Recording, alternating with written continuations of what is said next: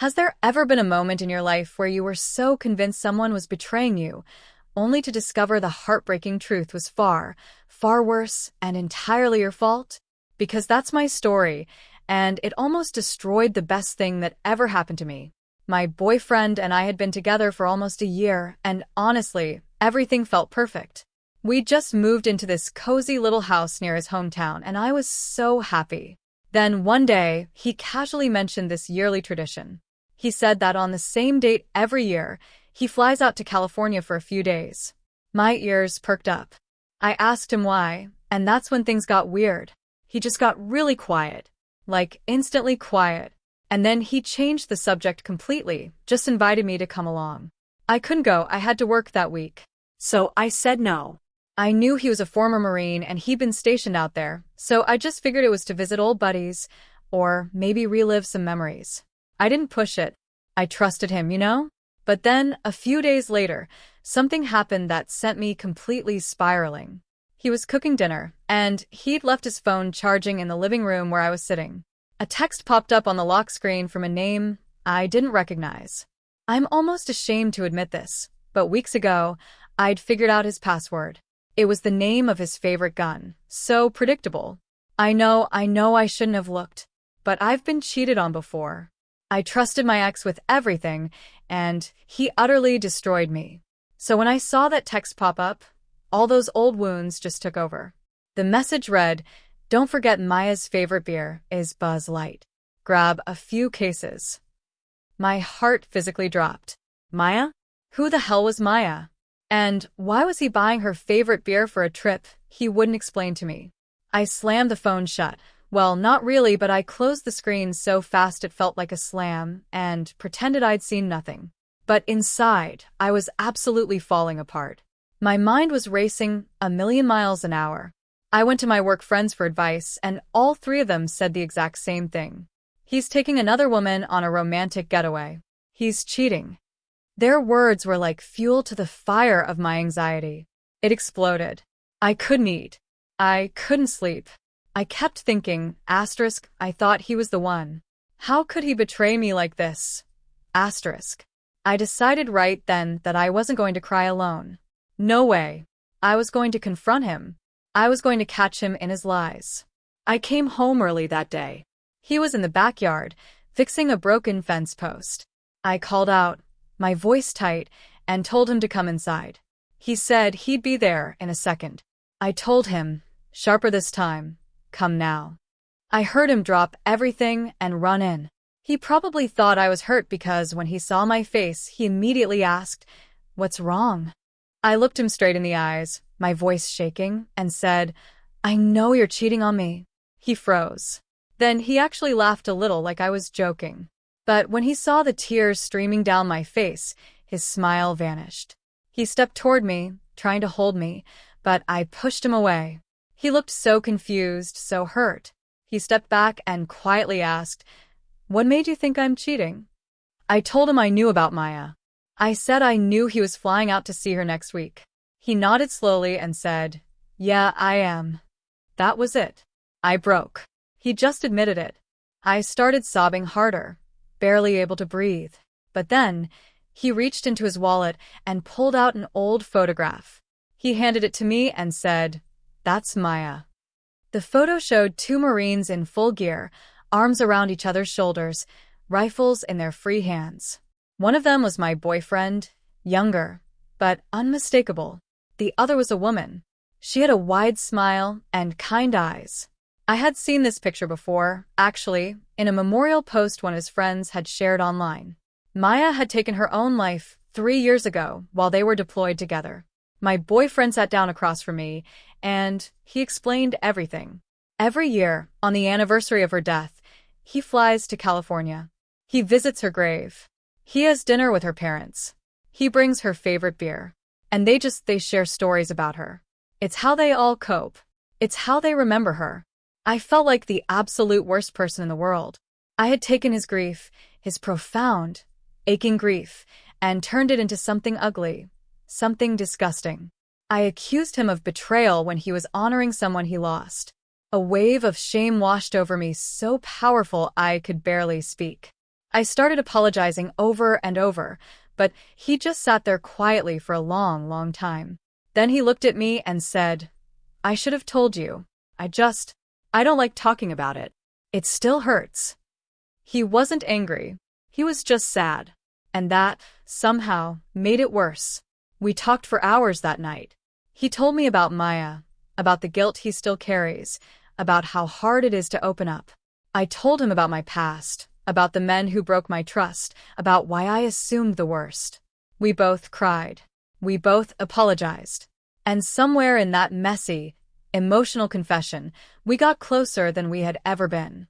He still went to California the following week. But this time, I asked if I could come. He said yes. I met Maya's parents. I visited her grave. I watched my boyfriend cry in a way I had never seen before. And I finally, truly understood what he carries with him every single day. I almost destroyed the best relationship I've ever had because I let my past control me. I assumed betrayal because that's all I had ever known. But he showed me that some people are exactly who they say they are. And some silences aren't hiding lies. They're protecting wounds that haven't fully healed. I'm sharing this with you because I know I'm not the only one who has let old pain poison something good. If your partner has a part of themselves they don't share easily, maybe give them time instead of suspicion. I almost lost everything by assuming the worst. I'm just so grateful he gave me the chance to understand the truth. I spent the next week with my laptop open constantly, reading everything I could find about survivors' guilt and military PTSD. The articles explained how service members carry invisible wounds that don't show up on any medical scan, but affect everything they do. I read about combat trauma and what happens when someone watches their friends die. How the brain tries to process something it was never meant to handle. One article talked about how veterans often can't explain their experiences to civilians because the words just don't exist for what they went through. That helped me understand why my boyfriend couldn't just mention Maya over dinner, like she was some old friend from work. She wasn't a casual topic. She was a wound that never fully closed. My phone rang on Wednesday afternoon while I was reading about anniversary reactions and PTSD. Miranda's name flashed on the screen. I answered, and her voice was careful, like she was checking on someone who might break. I told her everything. The accusation, the photograph, the truth about Maya, the hours of crying and talking that followed. She listened without interrupting, which, trust me, isn't like her at all. When I finished, she was quiet for a long moment. Then she said she was proud of me for admitting I was wrong and apologizing. But she also reminded me that my trust issues were real problems I needed to deal with properly. She said, "Understanding where they come from doesn't mean you get a pass for snooping through his phone or jumping to conclusions." She was right, and it stung to hear it. At work the next day, I pulled Juliana aside during lunch break. She was the one who'd been most convinced he was cheating, the one who said all the signs pointed to another woman. I told her the real story about Maya and the annual trip to visit her grave. Juliana's face went red, and she looked genuinely embarrassed. She apologized for jumping to conclusions and admitted she'd been projecting her own cheating ex onto my situation. Her ex had used similar excuses about trips and old friends, so she assumed mine was doing the same thing. We both realized we'd let our past experiences cloud what was actually happening. She hugged me and said she was glad she was wrong, that my boyfriend sounded like one of the good ones. That evening, my boyfriend came home from work and found me on the couch with my laptop, reading another article about military grief. He sat down his keys and asked what I was doing. I told him honestly that I was trying to understand what he'd been through, that I wanted to know more about what he carries every day. His expression softened, and he sat down next to me. He seemed touched that I was making the effort, but then he warned me that reading about it isn't the same as witnessing it. He said the articles can explain the psychology and the symptoms, but they can't show me what it actually feels like to lose someone that way. I nodded and told him I knew that, but I wanted to try anyway. 3 days before we were supposed to leave for California, he pulled out his phone after dinner. He scrolled through his photos for a minute, then turned the screen toward me. Maya was goofing around on base in one picture, making a silly face at the camera. In another, she was at a barbecue with other Marines, holding a plate piled high with food. There was one of her cleaning her rifle, focused and serious. His voice stayed steady as he swiped through the images, but I watched his jaw muscles tighten with each photo. I realized he probably didn't look at these very often, that showing them to me was difficult for him. I asked if I could see more, and he kept scrolling, sharing little details about where each photo was taken or what they'd been doing that day.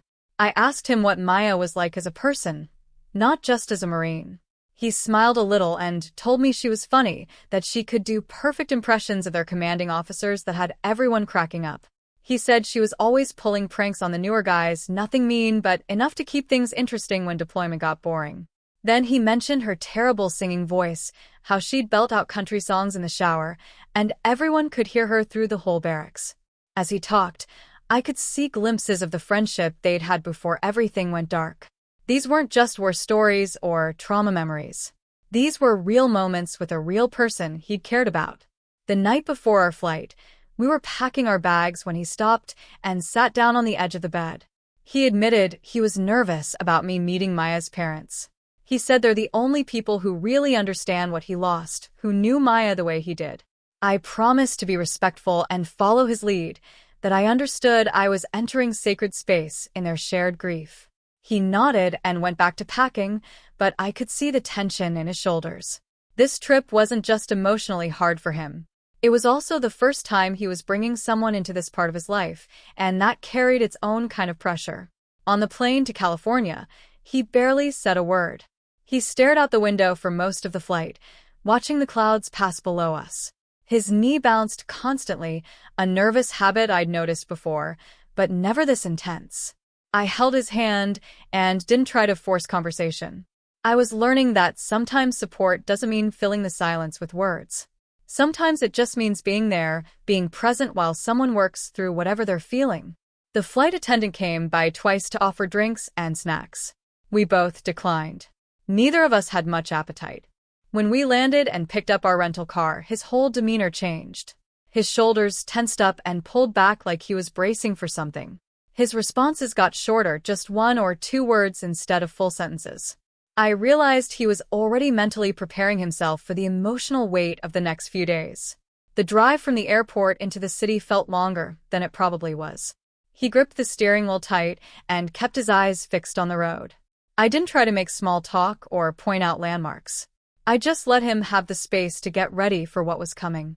We stopped at a liquor store about 20 minutes from Maya's parent house. He pulled into the parking lot and turned off the engine. Inside, he walked straight to the beer section without hesitation. He grabbed 3 cases of Buzz Light, stacking them in his arms like he'd done this exact thing many times before. I stood there watching him and finally understood the text message that had started my whole spiral of suspicion. This wasn't some secret romantic gesture for another woman. This was a tradition, a way of including Maya in a gathering she should have been part of. He clearly knew exactly what her parents expected him to bring each year, down to the specific brand and quantity. At the checkout counter, he paid in cash while I stood beside him, holding my purse and feeling like I was watching someone else's life unfold in front of me. The cashier asked if we were having a party, and my boyfriend just said something about visiting family, his voice flat and distant. We loaded the beer into the trunk and got back in the car, without speaking. The drive to Maya's parents' house took us through neighborhoods that looked like any other California suburb. Houses with neat lawns and 2-car garages, completely normal, except for the fact that we were heading toward a place where grief lived permanently in every room. He pointed out the window at a chain-link fence surrounding a huge complex of buildings. "That's the base entrance," he said, "where we'd line up for inspection every morning at 6. His voice carried this weird mix of fondness and pain, like remembering good times that were attached to bad ones. A few blocks later, he gestured at a dive bar with a neon sign that flickered even in daylight. "We used to go there every Friday night," he said. The whole unit crammed into those back booths, getting drunk and loud. Maya always won at pool, even when she was wasted. I watched his face as he talked and saw how every memory seemed to hurt and comfort him at the same time. He turned down a street that led toward the ocean and slowed the car near a public beach access point. "We'd come here on rare days off," he said, "just sit in the sand and not talk about anything related to the military." Maya loved the water, even though she grew up landlocked in Arizona. The nostalgia in his voice made my chest tight because I understood now that this whole city was a map of memories he couldn't escape. Places that would always remind him of someone who wasn't here anymore. Maya's parents lived in a small house painted pale yellow with white trim, a tidy front yard, and an American flag hanging by the door. Before we even made it up the walkway, the front door opened, and a woman rushed out. She was small and gray-haired, wearing jeans and a Marine Corps t-shirt that probably belonged to Maya. She grabbed my boyfriend in a hug that looked like it might break both of them, her arms wrapped tight around him while he bent down to hold her back. Maya's father appeared in the doorway, a tall man with a military bearing, even in civilian clothes, and he waited until his wife released my boyfriend before stepping forward to clap him on the shoulder. "Good to see you, son," he said, and the way he said son made it clear this wasn't just politeness, but something earned through years of shared grief. They both turned to me then, and I felt their eyes studying my face, trying to figure out exactly who I was and what I meant to their daughter's friend. Maya's mother smiled and introduced herself, shaking my hand with both of hers, her grip warm and firm. Maya's father nodded at me and said they were glad I could make it, his voice careful and measured like he was still deciding what he thought about my presence here. Inside their home, I understood immediately why my boyfriend had been nervous about bringing me. Photos of Maya covered every available surface, arranged on shelves and walls and side tables. A complete visual history of her life, from infancy to the last pictures taken before she died. Baby Maya in a bathtub, toddler Maya on a tricycle, teenage Maya at prom in a blue dress, Maya in her dress blues at boot camp graduation, Maya in combat gear somewhere overseas. The house wasn't just decorated with her memory. It was built around it. Every room a shrine to the daughter they'd lost. I felt the weight of their grief pressing down on me from all sides, making it hard to breathe normally. We sat in the living room, and Maya's mother brought out iced tea while her father asked about our drive from the airport. My boyfriend answered in short sentences, his posture stiff and formal like he was reporting to a superior officer. I could see him struggling with something, some internal battle between wanting to be here and wanting to run away from how much it hurt. Dinner was pot roast and potatoes, comfort food that Maya's mother said was her daughter's favorite meal. We sat around a small dining table with an empty chair that nobody mentioned, but everyone noticed. Maya's father asked my boyfriend about his job, about our house, about whether he was taking care of himself. My boyfriend answered honestly, but kept everything brief, like he felt guilty for having a life to report on when Maya didn't. I sensed the weight of survivor's guilt in every word he spoke. The way he downplayed his own happiness, as if joy was something he didn't deserve. Maya's mother turned her attention to me and asked how we met, what I did for work, the normal getting-to-know-you questions that felt completely surreal given where we were and why. I answered carefully, aware that I was being evaluated not just as his girlfriend, but as someone he trusted enough to bring into this sacred annual ritual they all shared. I told them about my job, about our house, about how patient and kind he'd been with me, even when I didn't deserve it. Maya's mother nodded along, and I could see her mentally checking boxes, deciding if I was good enough for the man who visited her daughter's grave every year. After dinner, Maya's father pulled out a bottle of whiskey and 2 glasses, gesturing for my boyfriend to follow him to the back porch. Through the kitchen window, I watched them sit in lawn chairs, their heads bent close together as they talked in voices too low for me to hear. 2 men bound by combat and loss, sharing something I'd never fully understand, no matter how. Many articles I read about military trauma or survivor's guilt. Their conversation looked heavy and important, the kind of talk that only happens between people who've seen the same darkness. Maya's mother and I cleaned up the kitchen together, loading the dishwasher and wiping down counters in comfortable silence. Then she said she was glad he finally brought someone with him because she worried about him making this trip alone every year. Her kindness, despite her own devastating loss, made me feel physically sick about my accusations and suspicions, about how I'd turned his grief into evidence of betrayal. I apologized again for intruding on their family tradition, and she waved it off, saying that anyone he cared about enough to bring here was welcome in their home. We left around 9 o'clock and drove to our hotel in silence. He checked us in at the front desk while I stood beside him, feeling exhausted from holding myself together for hours.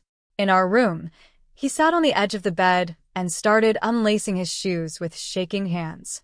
I sat next to him and put my hand on his back, feeling the tension in his muscles. Then he broke. Deep, body-shaking sobs that seemed to come from somewhere primal and unreachable.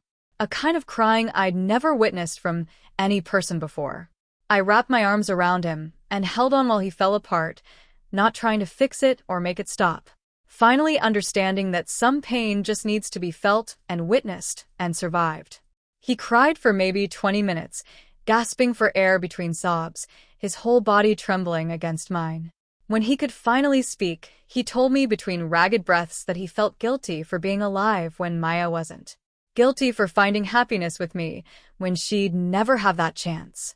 The survivor's guilt was so heavy and irrational and completely consuming. And I realized he'd been carrying this weight alone for 3 years without letting anyone see how much it crushed him. He kept apologizing for crying, for bringing me here, for being a mess. And I kept telling him to stop apologizing for being human. Then he started talking about Maya in a way he never had before, explaining that she'd been struggling for months before she died. There were signs everyone missed or didn't take seriously enough. Jokes about not wanting to be here anymore that people laughed off as dark humor. He blamed himself for not checking on her more, for not insisting she talk to someone, for not somehow preventing what felt inevitable in hindsight, even though nobody could have known for sure. I told him everything about the messages I found on my ex's phone that he swore were just work, about the way he made me feel crazy for months, saying I was paranoid and jealous when my gut knew something was wrong. I described coming home early one day and finding proof I couldn't deny anymore. The confrontation where he actually blamed me for pushing him into someone else's arms. My boyfriend listened without interrupting, his breathing steady in the darkness. When I finished, I told him I knew my past wasn't his fault, but it's why I saw betrayal in a text about beer instead of grief. It's why I accused him of cheating when he was just honoring someone he lost. He was quiet for a long time before he started talking about how he'd been keeping parts of himself locked away because he didn't want to drag me into his darkness. He explained that he tells people he's fine when he's not. That he pretends the nightmares don't still wake him up sweating and disoriented. I admitted I've been searching for signs of betrayal in everything he does, because expecting the worst feels safer than being blindsided again. We kept talking as the room grew lighter, neither of us sleeping. Both of us finally saying things we'd been too scared to voice. He confessed he's been protecting me from his worst days by withdrawing instead of letting me see him struggle. I told him I've been testing his loyalty in small ways without realizing it, looking for cracks that would prove my fears right.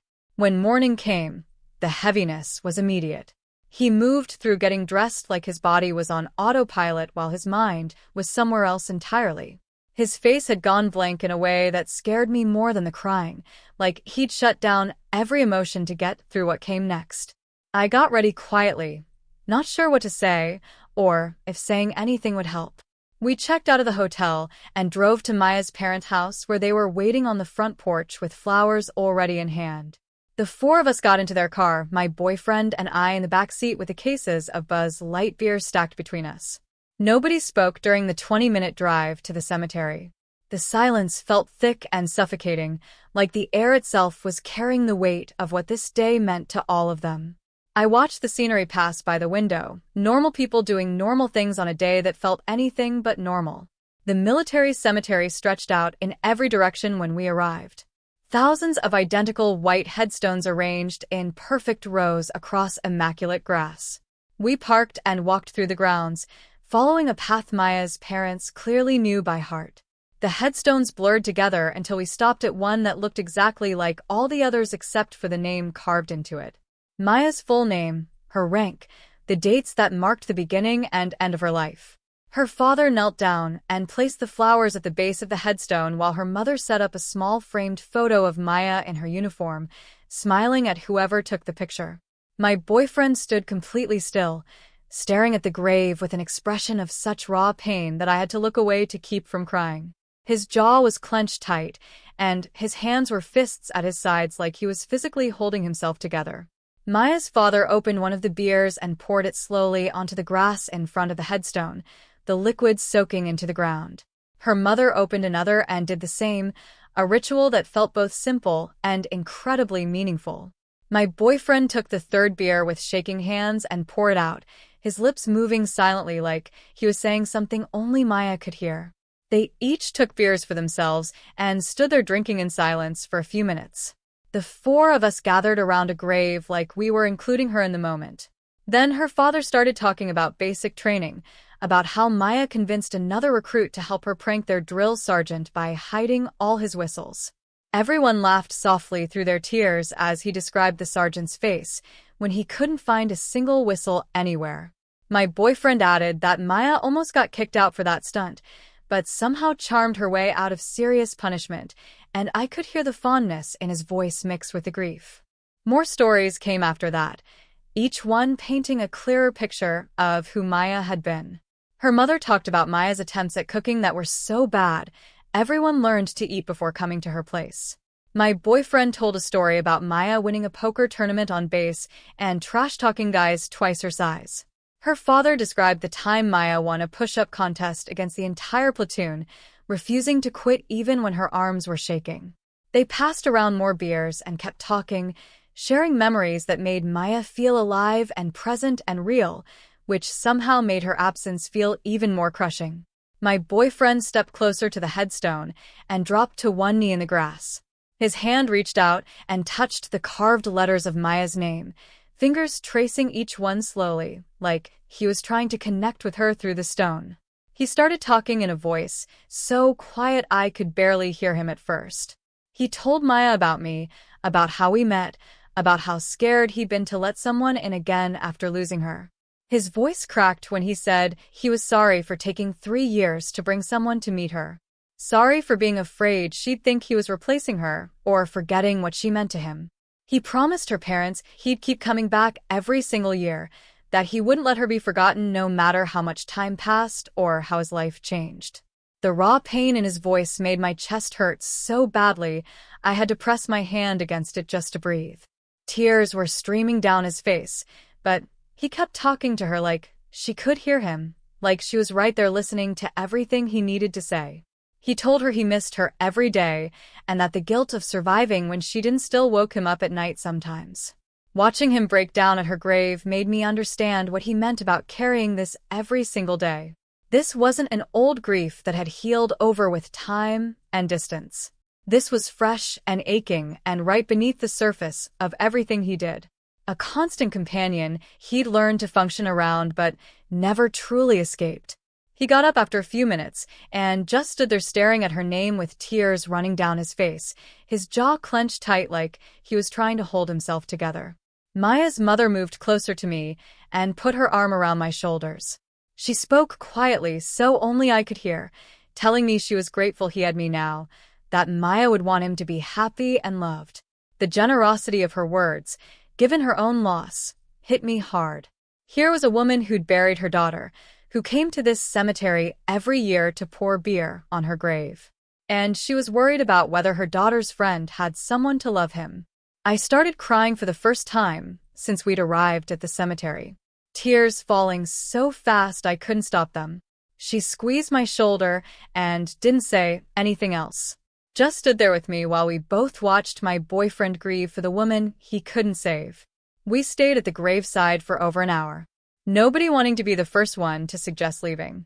The afternoon sun felt too bright and normal for how heavy everything felt, like the world should somehow acknowledge what we were carrying, but instead just kept going like any other day.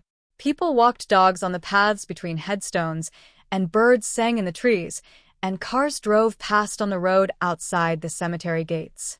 Finally, Maya's father said we should probably head back to the house before it got too late. We walked to the car in complete silence, emotionally wrung out and exhausted in a way that went deeper than just being tired. My boyfriend held my hand so tight it almost hurt, but I didn't pull away because I could feel how much he needed the connection. Back at Maya's parents' house, we sat in their living room, surrounded by photos of their daughter everywhere I looked.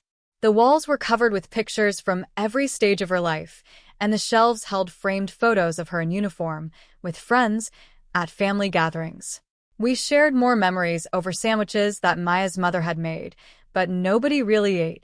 The conversation drifted between past and present, laughter and tears following the natural rhythm of grief that doesn't follow any logical pattern. One minute Maya's father was laughing about the time she convinced her entire unit to wear their uniforms backward for a group photo as a prank. And the next minute he was crying into his hands. My boyfriend told a story about Maya teaching herself guitar by watching videos online and how she'd play the same 3 chords over and over until everyone wanted to throw her guitar off the roof. Maya's mother laughed and said she still had that guitar in the closet, that she couldn't bring herself to get rid of it, even though nobody played it anymore. Then Maya's father stood up and said he wanted to play something.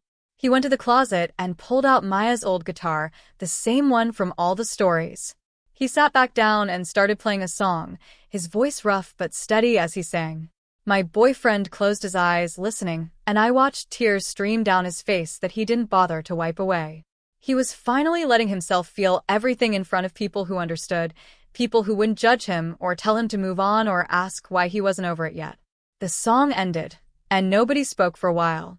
As evening started to approach and the light through the windows turned golden, Maya's mother stood up and asked if she could talk to me privately. We went into the kitchen together, and she turned to face me with tears in her eyes. She thanked me for coming, for supporting him through this, for being patient with his grief. She told me he'd been alone with this for too long, and she was relieved he'd finally trusted someone enough to share it.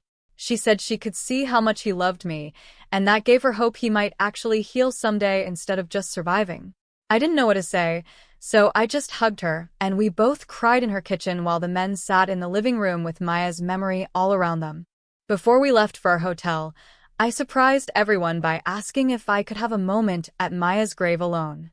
They all looked at me with confused expressions, but agreed. My boyfriend drove me back to the cemetery and waited in the car while I walked to her headstone by myself. The sun was setting now, and the cemetery was almost empty. I stood in front of Maya's grave and felt awkward at first, talking to someone I'd never met. But then I started speaking out loud, even though I never knew her. I apologized for my jealousy and suspicion, for turning her memory into something ugly in my mind. I promised to take care of him and to never make him feel guilty for grieving her, to understand that loving me doesn't mean forgetting her or moving on from his pain. I told her headstone that I almost destroyed something good because I couldn't see past my own trauma. I explained that my ex had cheated on me and destroyed my ability to trust anyone. And when I saw her name in that text message, I let all my old wounds take over. I was grateful for the chance to understand the truth instead of losing him over my assumptions. I promised to honor her memory by being worthy of the trust he'd placed in me, by doing my own healing work so my past doesn't poison our future. I stood there for a few more minutes, just looking at her name carved in stone, thinking about how she'd never get to fall in love, or buy a house, or grow old. Then I walked back to the car where my boyfriend was waiting. He drove us back to the hotel in silence, and I watched the California streets pass by outside the window. The sun had set completely now, and streetlights made everything look orange and strange. When we got to the parking lot, he turned off the engine but didn't move to get out of the car. He just sat there with his hands still on the steering wheel, staring straight ahead. I waited because I didn't know what to say after everything I'd just witnessed at the cemetery. Finally, he took a deep breath and opened his door. We walked across the parking lot to our room, and the whole time, I could feel the weight of the day pressing down on both of us. Inside the hotel room, he sat on the edge of the bed and put his face in his hands. I sat down next to him and put my hand on his back. He leaned into me and wrapped his arms around my waist, holding me tight like I might disappear if he let go. He pulled back just enough to look at me, and his eyes were red and tired. He said he was grateful I came with him this year because he'd been making this trip alone for so long, and it hurt every single time. He told me he'd been scared to let me see the side of him because most people don't know how to handle grief this big. They get uncomfortable, or they try to fix it, or they tell him he needs to move on already. He was afraid I'd think he was broken or too damaged to love properly. I told him I understood now why he couldn't just casually mention this over dinner. This wasn't something you bring up like talking about the weather or what you did last weekend. I said, loving someone means seeing all of them, including the parts that hurt and the parts that are still healing. His grief didn't scare me anymore because I finally understood what it was and where it came from. We talked for hours that night about how we both needed to work on healing ourselves while also being there for each other. He admitted he goes to counseling through the VA, but he hasn't been totally honest with his therapist about how much he still struggles. He said he shows up to appointments and talks about surface-level stuff, but never really digs into the guilt he carries about surviving when Maya didn't. I asked him why he holds back in therapy, and he said it feels easier to just manage the pain than to actually work through it. I told him that wasn't fair to himself, and it wasn't really healing if he was just keeping everything locked down. He nodded and said he knew I was right, and he'd try to be more open in his next session. Then I took a breath and admitted I needed to find my own therapist to deal with my trust issues. I told him it wasn't fair to him or to me that I was still operating from a place of fear and suspicion because of what my ex did years ago. He said he supported that completely and offered to help me find someone good. We made a promise to each other right there in that hotel room to be more honest about our triggers and our wounds. He said he'd share more about his hard days instead of withdrawing and shutting down. I promised to voice my anxieties when they came up instead of letting them spiral into accusations and paranoia. The next morning, we checked out of the hotel and drove to the airport. The flight home felt completely different from the flight there. We were both exhausted and didn't talk much, but there was something new between us now. We'd seen each other's deepest wounds and messiest parts, and we'd both chosen to stay. We'd chosen to work on healing together while also doing our own individual work. When we landed and drove back to our house, I felt like I was seeing everything with new eyes. I noticed things I'd walked past 100 times before, but never really paid attention to. In his closet, there was a Marine Corps flag folded in a perfect triangle sitting on the top shelf. On his dresser was a challenge coin that I'd always thought was just some random keepsake. The way he organized his space with everything in its exact place wasn't just him being neat. It was military precision drilled into him from years of service. These weren't just quirks anymore, but pieces of an identity shaped by experiences I'd never fully understand. A few days after we got back, I was in the kitchen making coffee when his phone buzzed on the counter next to me. I felt that old familiar urge rise up in my chest to grab it and check who was texting him. My hand actually moved toward the phone before I caught myself and pulled it back. The fear and suspicion were still there, living inside me like they always had been, but now I had the awareness to recognize it as my trauma talking instead of truth. I stepped away from the counter and took a few deep breaths until the urge passed. That night, I sat at my laptop and started researching therapists who specialized in trust issues and past relationship trauma. I read through profiles and reviews for over an hour, looking for someone who seemed like a good fit. I needed someone who wouldn't just tell me to get over it, or that I was being unreasonable. I needed someone who understood that betrayal leaves actual scars that don't just fade because time passes. Making the appointment felt like taking responsibility for my own healing instead of expecting my boyfriend to fix damage someone else caused.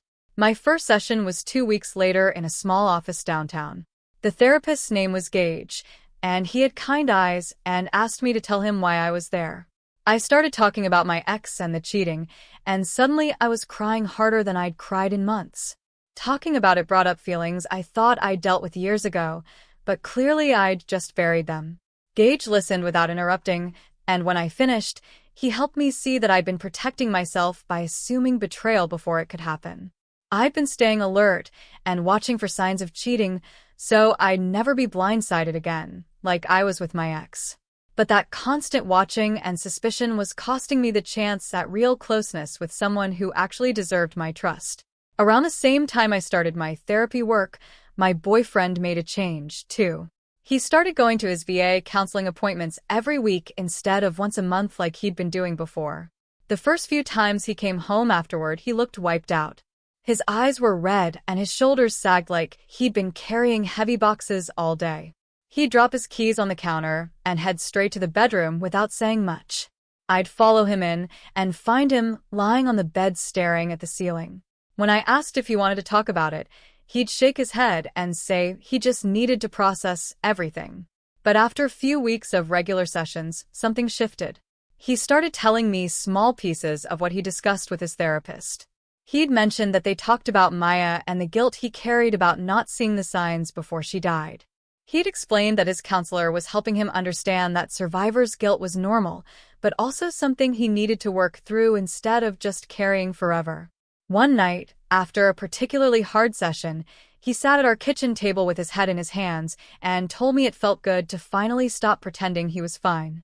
He said he'd been holding everything in for 3 years, acting like he'd moved on and processed it all, when really he'd just gotten better at hiding how much he still hurt.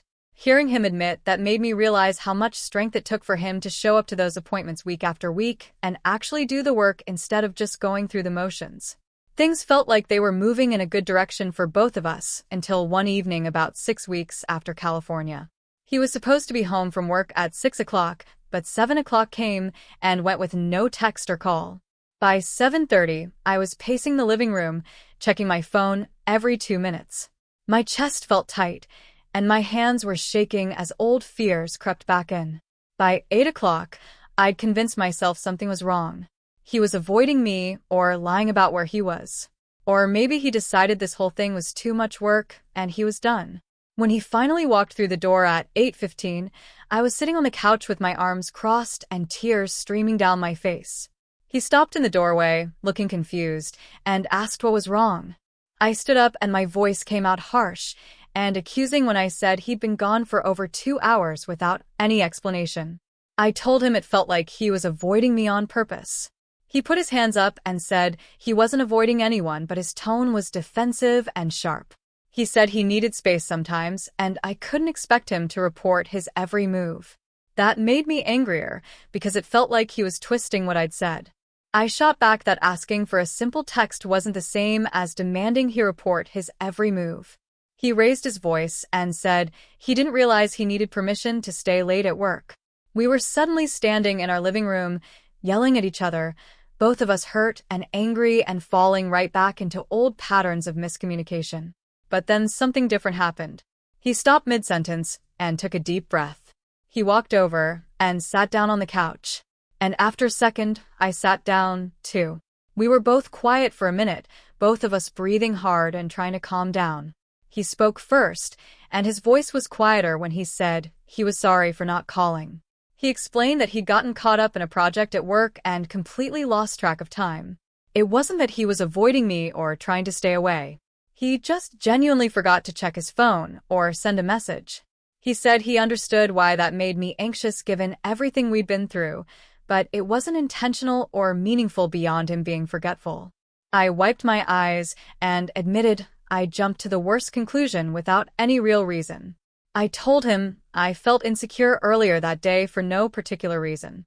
And when he was late, it triggered all my old fears about being lied to and cheated on. I said none of that was actually about him or anything he'd done wrong. It was about me and my past trauma making me assume betrayal when there wasn't any. We sat there and talked through what had just happened, using things we were both learning in our therapy sessions.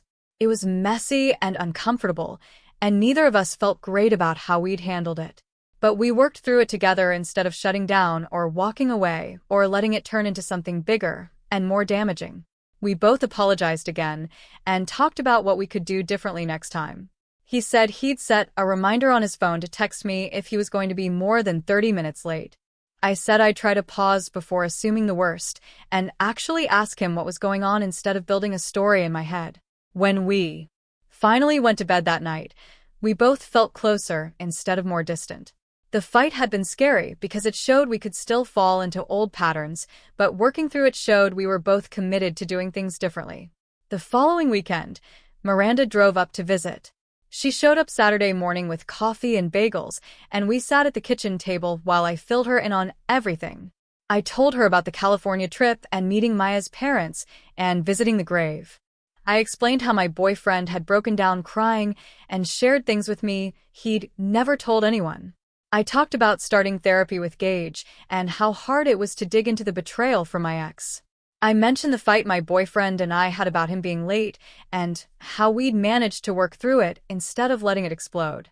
Miranda listened to everything, and when I finished, she said she was proud of me for doing the actual work instead of just saying I would. But then she leaned forward, and her expression got more serious. She said she was glad I was making progress, but she also wanted to make sure I wasn't letting myself off the hook too easily. She reminded me that understanding where my trust issues came from didn't mean I got a pass for how I'd acted. She pointed out that I'd violated my boyfriend's privacy by figuring out his password and reading his texts, and I'd accused him of something horrible based on one message I didn't understand.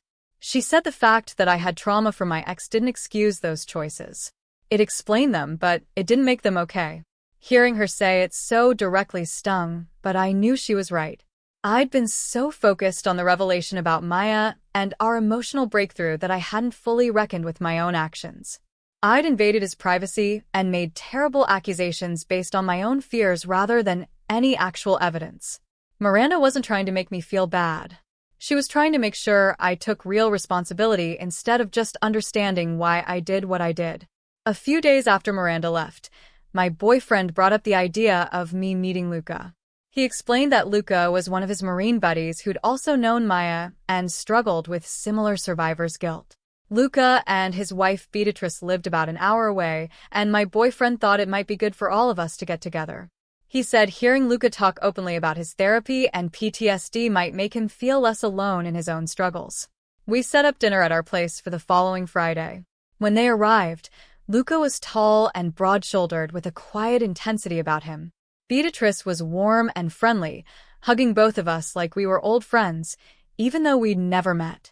We made pasta and sat around our small dining table, and the conversation started light with talk about jobs and the weather and normal getting-to-know-you stuff. But as dinner went on and we opened a second bottle of wine, the conversation shifted. Lucas started talking about his therapy journey without any prompting, like it was just a normal topic of conversation. He mentioned his PTSD diagnosis and the medication he was on, and the weekly sessions with his counselor.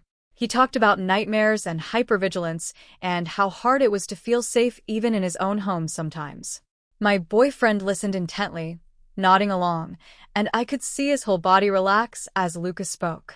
When Luca mentioned the guilt he carried about Marines who didn't make it home, my boyfriend jumped in and said he felt the exact same way about Maya. The two of them talked back and forth about survivors' guilt and the irrational feeling that they should have been able to prevent deaths that weren't their fault or responsibility. Watching them share this openly made me realize how isolated my boyfriend must have felt carrying all of this alone for so long. After dinner, Beatrice asked if I wanted to help her with dessert in the kitchen. Once we were alone, she turned to me and her expression became more serious. She told me that supporting a partner with combat trauma was hard work that required a lot of patience and clear boundaries. She was honest about the challenges in a way that felt both helpful and slightly scary. She talked about the nightmares Luca had where he'd wake up yelling or crying or not knowing where he was. She mentioned the times he'd withdraw emotionally and shut down for days, unable to talk about what he was feeling. She explained how anniversary reactions worked, how certain dates or sounds or smells could trigger him back to traumatic moments without warning.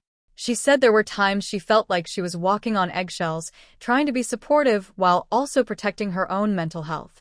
But then her expression softened, and she said that despite all the challenges, the depth of connection possible when both people committed to healing was unlike anything she'd experienced in previous relationships. She told me that Luca's willingness to be vulnerable and do the therapy work had made their relationship stronger than it would have been without those struggles. She said the key was both of them doing their own individual work while also supporting each other, maintaining boundaries so his trauma didn't become her trauma. Her honesty was refreshing and a little overwhelming, but it helped me understand what I might be signing up for long-term with my boyfriend.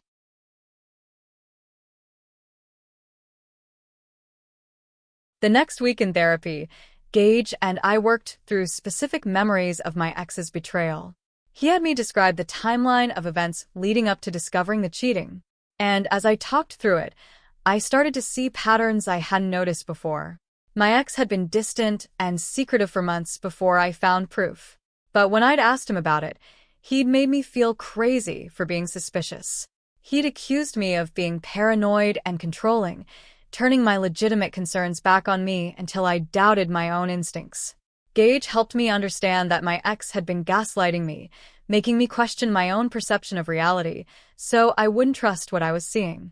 That betrayal of my trust and my sense of reality had damaged me even more than the actual cheating. It explained why I'd been so quick to doubt myself with my current boyfriend, why I'd felt like I needed concrete proof before trusting my gut. But Gage also helped me see that my current boyfriend was nothing like my ex. When I confronted him about Maya, he hadn't tried to make me feel crazy or turn it back on me. He'd been sad and hurt, but he'd explained everything honestly. He'd shown me the photo and told me the truth, even though it was painful to talk about. Gage gave me concrete tools to use when anxiety spiked, like pausing to ask myself what evidence I actually had before jumping to conclusions. He taught me to identify the physical sensations of anxiety in my body so I could recognize when my trauma was triggered versus when I was responding to actual present danger. Having these specific techniques made me feel less helpless against my own fears. My boyfriend and I started doing weekly check-ins on Sunday evenings. We'd sit on the couch with tea and take turns sharing how we were doing emotionally, what we were struggling with, and what we needed from each other. The first few times felt awkward and forced, like we were reading from a script. But after a few weeks, it became a space I actually looked forward to. He'd tell me about hard moments at work or things that came up in his VA counseling, and I'd share what I was working on with Gage or times I'd felt anxious during the week. We'd talk about what we needed from each other, like him asking for space on certain evenings or me asking for extra reassurance when I was feeling insecure. The check-ins helped us address small issues before they became big problems, and they created a regular space for vulnerability that didn't require a crisis to happen first. It felt like we were building new patterns of communication that were healthier than anything either of us had experienced in past relationships. Then, during a session with Gage about 2 months into therapy, I had a breakthrough that shifted something fundamental in how I saw myself. We were talking about my ex's cheating again, and Gage asked me why I thought he'd done it. I started to give my usual answer about not being enough or not meeting his needs, but Gage stopped me. He asked me to think about it differently. He said my ex had made a choice to cheat, and that choice reflected his character and values, not my worth as a partner. He pointed out that plenty of people have unmet needs in relationships and they don't cheat. They communicate or go to therapy or end the relationship honestly. My ex had chosen deception and betrayal because that's who he was, not because I was insufficient or unlovable. Hearing Gage say it so plainly made something click in my brain.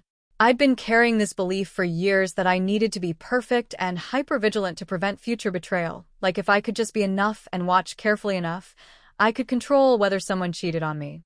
But that belief gave my ex's choices power over my entire sense of self. It made his betrayal about my inadequacy instead of his character.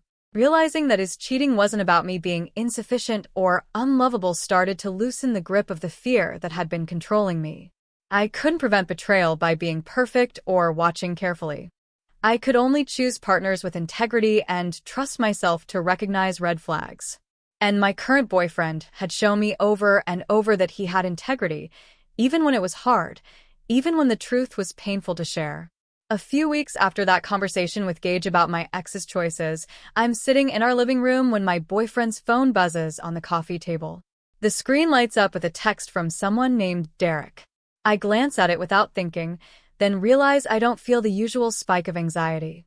My hands don't reach for the phone. My mind doesn't start spinning worst-case scenarios about who Derek might be or what the message could mean. I just sit there staring at the phone until the screen goes dark again and notice the absence of that familiar panic. The compulsion that used to control me is just gone like a switch flipped somewhere in my brain.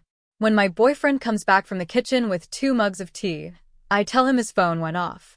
He picks it up, reads the message, and mentions casually that Derek wants to grab lunch next week. I nod and take my tea, feeling this quiet victory settle in my chest. The therapy work is actually changing something fundamental in how I respond to triggers. I'm not just managing my anxiety better. I'm becoming someone who doesn't automatically assume betrayal when a phone buzzes.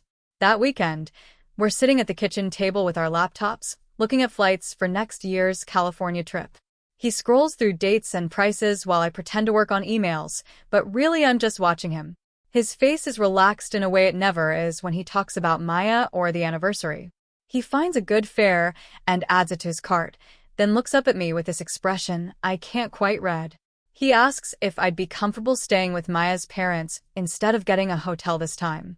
The question catches me off guard. I know what he's really asking. He wants to bring me deeper into this tradition, to make me part of the annual ritual instead of just an observer. Maya's parents have their own guest room, and they've mentioned it before, but he's always declined. Now he's ready to say yes, which means he's ready to integrate me fully into this piece of his life that used to be separate. I tell him I'd love that, and I mean it. The fact that he's making space for me in the painful parts, not just the easy ones, feels like something important shifting between us.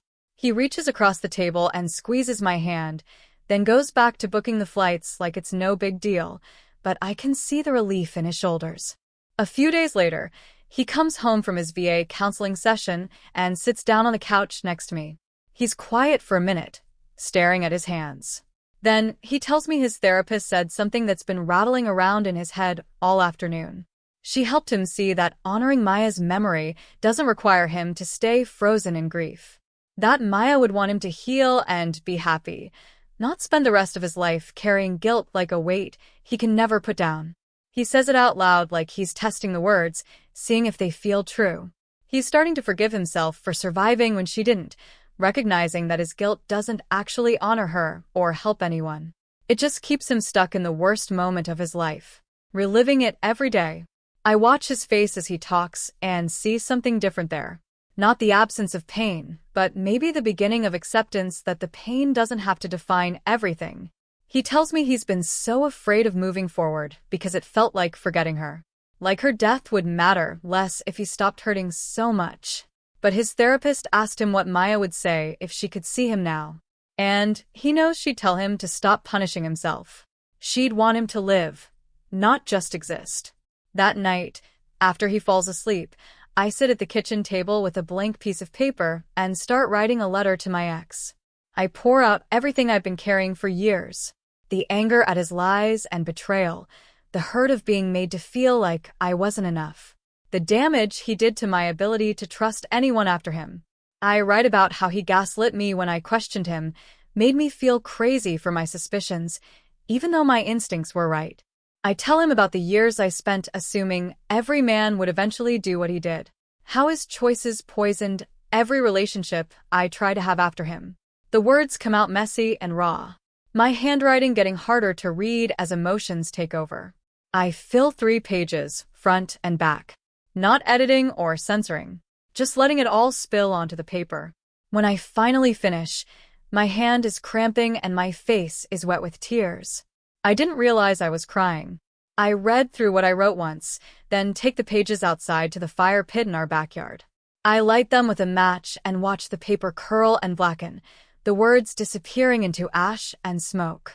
The flames eat through my anger and hurt, destroying the power I've been giving him for so long. It feels like releasing something I've been holding too tight for too long.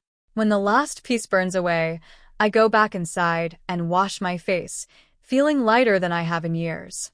6 months after the California trip, we're both in different places than we were. He's managing his PTSD with regular therapy and medication that actually helps with the nightmares and anxiety. I'm rebuilding my ability to trust through consistent work with Gage, learning to recognize when my past trauma is talking versus when something is actually wrong. We still have hard days where his grief hits him out of nowhere or my insecurities flare up over nothing. We still have triggers that catch us off guard, moments where we slip back into old patterns of shutting down or assuming the worst. But now we face those moments together with honesty and compassion instead of fear and suspicion. When he has a bad night, he tells me instead of withdrawing. When I feel anxious about something, I voice it instead of letting it spiral into accusations. We're building something real on a foundation of shared vulnerability and mutual healing. Both of us doing our individual work while also supporting each other. It's not perfect or easy, but it's honest. And after everything we've been through, honest feels like more than enough. So what about you? Have you ever let past hurt blind you to the truth, or made assumptions that almost cost you everything? I'd really love to hear your stories in the comments below, and let's talk about how we navigate healing and trust.